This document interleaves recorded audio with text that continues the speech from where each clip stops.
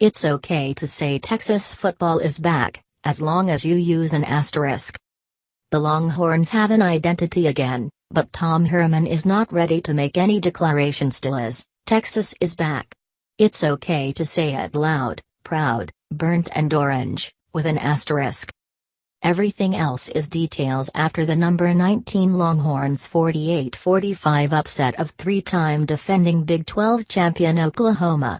In 35 short days, the team that loves to underachieve went from losing to Maryland to beating the number 7 Sooners, altering the national landscape and soothing its own insecurities. But is Texas back, all the way? After a gut-turning, sweat-pouring, 3-hour, 40-minute marathon decided by a true freshman kicker with 9 seconds to play, Coach Tom Herman paused when I asked him that ultimate question about his legendary program. "I've got to tread lightly on this one, Dennis," Herman said. "It's irrelevant to us, is the best way to put it. We're not so concerned with where people think Texas is. We're concerned about where we, the people in that locker room, are the people whose opinions matter the most to us." Those horns spoke with equal parts humility, courage and optimism. Sure, they blew a 45-24 lead before driving smartly for that game-winning field goal. Sure, this result will be looked at by some as the typical Big 12 defensive optional shootout. It was all that, but it was different. If you haven't noticed, Texas has already beaten 3 ranked teams, USC, TCU and OU. The malaise is gone. The Horns have an identity. "They've gone from a sandlot team to a graduate student at MIT," remarked NFL talent evaluator Gil Brandt at halftime. If not for the Maryland loss, the Horns would be hovering around the top 5. With it, one of the richest football programs in the country is a dark horse? If not for Texas' inspiring win, we wouldn't have been able to ask Herman about a rematch in the Big 12 title game. It should happen if Texas and OU end up the 1-2 teams in the conference. That's about it, the 1,037th thing on my mind right now, Herman said. It was time to drink this one in still. Texas's toughness, in quotes because that adverb wasn't uttered much in Austin during the glory days of Mack Brown and Vince Young. Those Texas teams were gilded, talented and celebrated. But tough? Not so much. Bob Stoops scored at least 55 on Mack Brown 4 times. Those memories melted faster than the deep-fried Reese's and cream at the adjacent Texas State Fair. This day, at another sold-out Cotton Bowl, the Longhorns schematically and physically dominated the Sooners. And then they shrank back. There's that asterisk again. Oklahoma rallied back with 3 touchdowns in 5 minutes. 50 seconds across the third and fourth quarters. The last of those 3 tied at 45-45 with 2:38 left.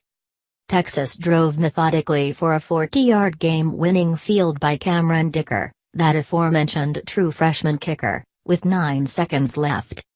In the process, the Sooners and Longhorns switched roles.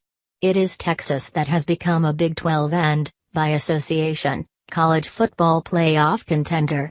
It still has to face undefeated West Virginia less than a month from now, but that's looking way ahead and ignoring what the Horns have already accomplished.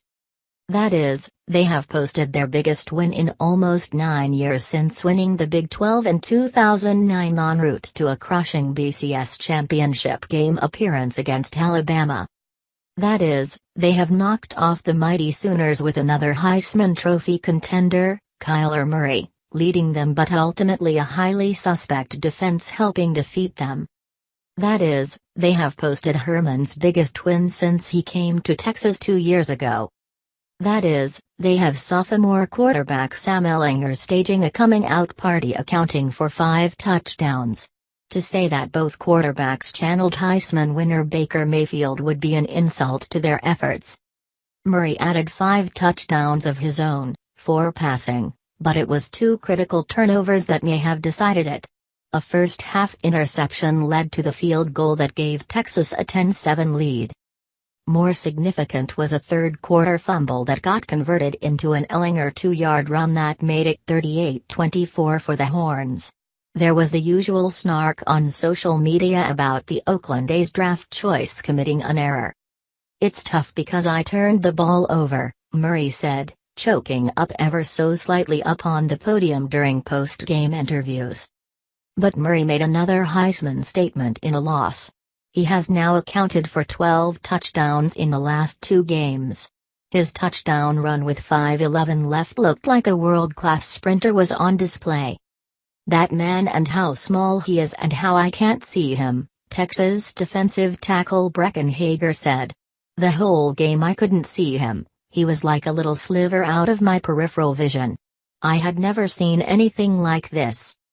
But to narrow this Big 12 shootout to one play would be foolish. In a game of football tennis, Texas scored on 7 of first 8 possessions. Oklahoma went scoreless in 4, going down 45-24. As that lead slipped away, Herman said he saw zero negativity, zero body language. "That's why it's not too trite to bring up that Texas toughness. It started in warm-ups. Watching the reality of Texas' physical mismatch at the most important matchup in the Big 12, receivers versus secondary. Texas' 6'4" Lil Jordan Humphrey and 6'6" Colin Johnson are a combined 435 pounds worth of high-jumping, ball-clutching talent. Match against an Oklahoma secondary where not a single defensive back reaches 6 feet. Maybe we should have seen it coming. There are not a lot of 6'4" corners running around," Oklahoma coach Lincoln Riley said.